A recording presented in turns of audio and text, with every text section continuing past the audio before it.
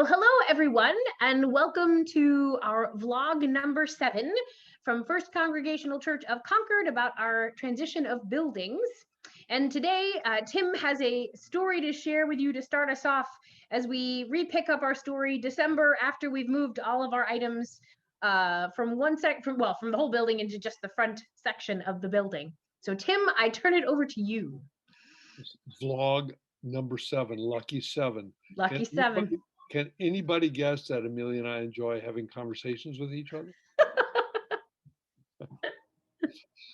As we got to this point in our story, where last time we had finished moving out of the part of the building that we no longer live in and into the part that we rent, we then, picking up the story, we then went into both literal and figurative winter.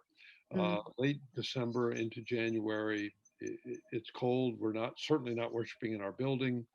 We're all on Zoom. We're all in our separate homes. And it reminded me of a meditation that I heard from a resident of Havenwood when I was the chaplain there back in the 70s.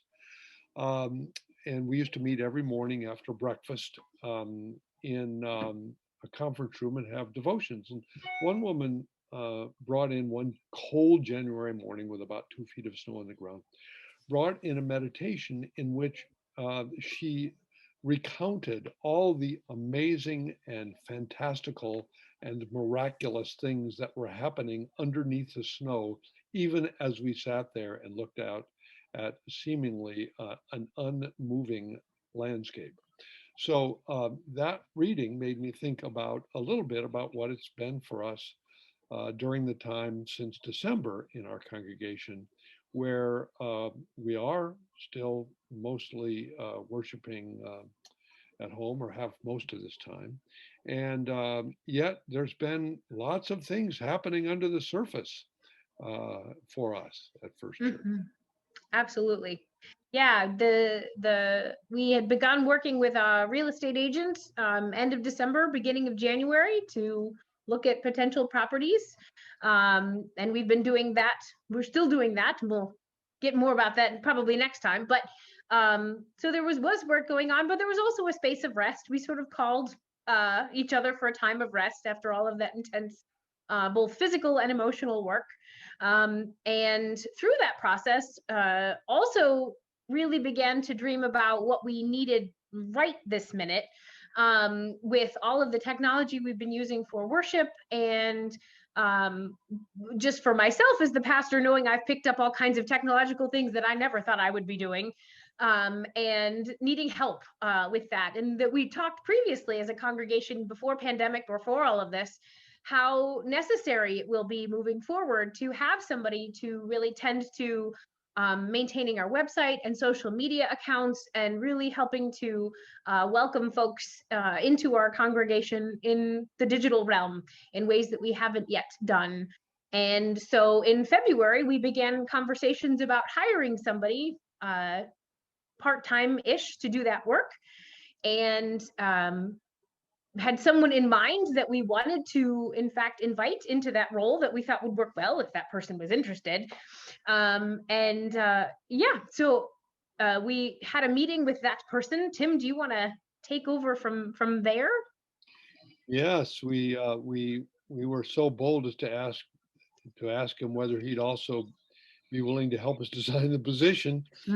We were pretty clueless about exactly what it would look like, and he helped us with that. And the council, our governing board, was very enthusiastic about hiring him immediately. And so that's what we did, and it's wonderful.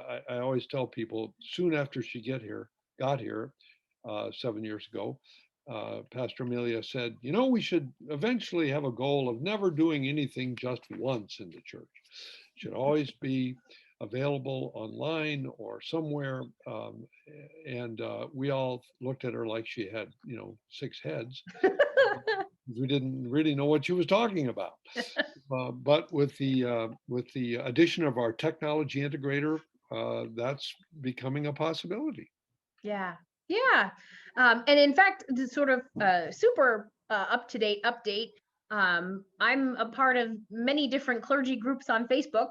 And someone on one of those groups posted a question that said, "Hey, does anybody happen to have a job description for a tech type person at your church?" And I was like, "I do now." And no, so I've shared that job description now with 2 different congregations, and I imagine there will be more because this is brand new for most UCC churches that aren't larger congregations. And so it's very exciting to know that there's also already a ripple effect to our desire to move forward into the 21st century as church this way, and knowing that others are doing that and we're leaning on each other, which is very exciting to me. Yeah, it's Yeah. also exciting for me as a sometime jazz musician that putting things up almost every day on social media follows the dictum that every day you should make something up. Exactly.